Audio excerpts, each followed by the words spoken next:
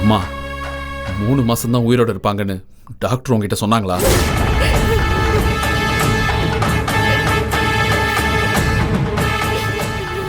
உன்னதான் கேக்குறேன், சொல்லு. ஆமா.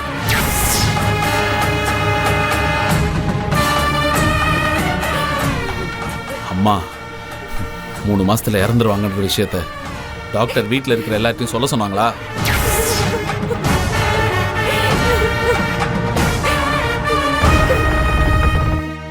கேக்குறல, சொல்லு. ஆமா. அப்புறம் ஏன் இந்த விஷயத்த வீட்டுல யாருக்கிட்டுமே நீ சொல்லல? பைரவி, சொல்லு. ஏன் இந்த விஷயத்த வீட்டுல நீ யாருக்கிட்டுமே சொல்லல? சொல்றதுக்கு எனக்கு தைரியம் இல்ல. அதெல்லாம் சரி, என் அம்மாக்கு எப்படி தலையில அடிபட்டுச்சு?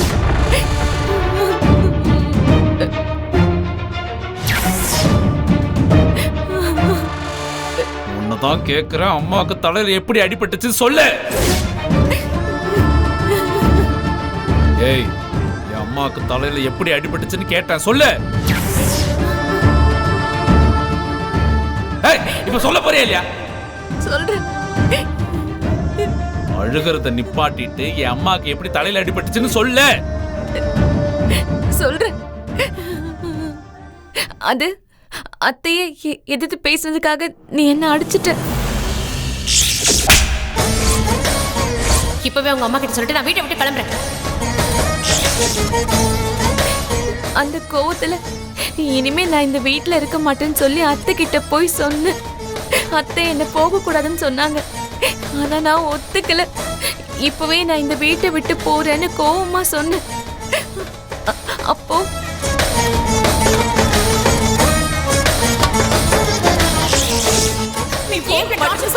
கைய விடுவேன்.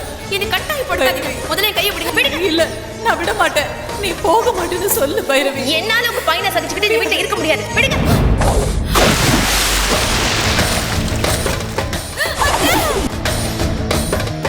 நானே தள்ளி விட்டேனே.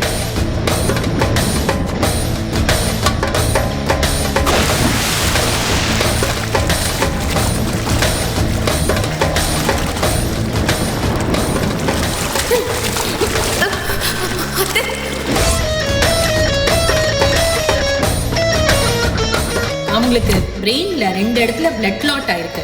அதனால அன்னபூர்ணிக்கு சர்ஜரி பண்ணாம இருக்கிறதே நல்லது.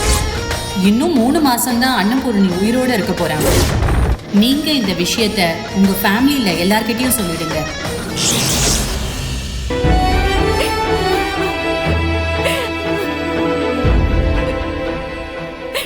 அப்போ நீதான் எங்க அம்மாவை கிணத்துல தள்ளி விட்டியா? இல்ல இல்ல, நான் தள்ளி விடல. அவங்களாதான் கால் தவறி கிணத்துல விழுந்துட்டாங்க. ஆனா ஒரு வகையில அவங்க விழுந்ததுக்கு நானும் ஒரு காரணம் தான். வேணும்னு அத்தைய நான் தள்ளி விடல. என்ன மன்னிச்சிரு.